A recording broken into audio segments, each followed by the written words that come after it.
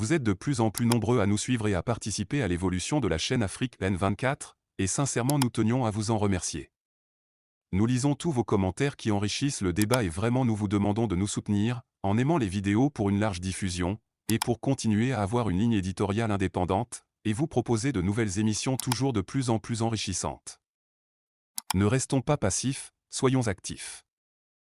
Merci et à bientôt. AES.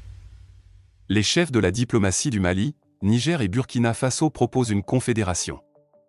Les chefs de la diplomatie du Mali, du Niger et du Burkina Faso ont récemment recommandé la création d'une confédération entre leurs pays, avec pour objectif ultime la formation d'une fédération.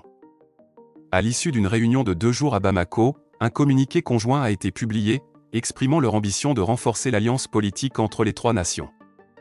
Ce pas en avant vers une confédération vise à exploiter le potentiel de paix, de stabilité et de puissance diplomatique, anticipant également une croissance économique renforcée à travers cette alliance.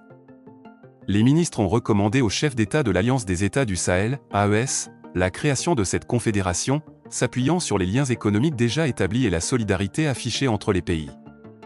Notamment, le Mali et le Burkina Faso, dirigés par des gouvernements militaires, ont montré leur solidarité envers les autorités militaires de Niamey après leur arrivée au pouvoir en juillet dernier. Cette alliance des États du Sahel a été conçue pour assurer une assistance mutuelle en cas de menace sur la souveraineté et l'intégrité territoriale des 3 États, tout en renforçant leurs liens économiques. Face aux pressions internationales pour un retour à des régimes démocratiques, les régimes militaires des 3 pays restent unis. De même, ils font front commun contre les groupes djihadistes, combattant les attaques qui dévastent la région. La réunion des ministres des Affaires étrangères visait à concrétiser le mode de fonctionnement de cette nouvelle alliance, mettant l'accent sur la diplomatie, la défense et le développement pour consolider l'intégration politique et économique des 3 nations.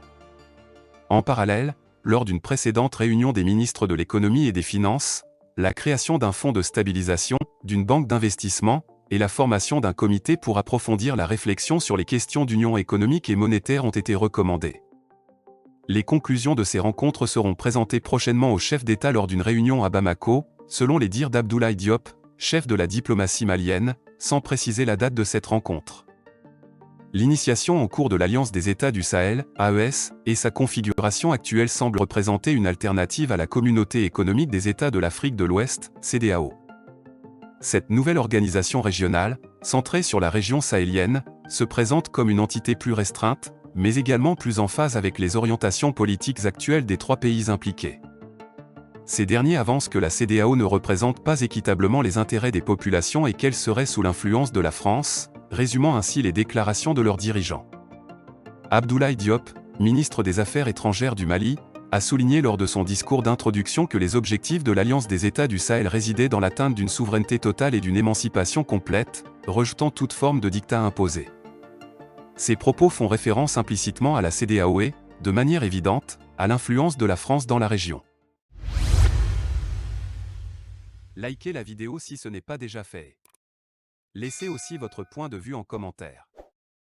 Abonnez-vous et cliquez aussi sur la petite cloche de notification pour ne rien rater de nos prochaines vidéos. N'oubliez pas de partager aussi la vidéo et de la liker.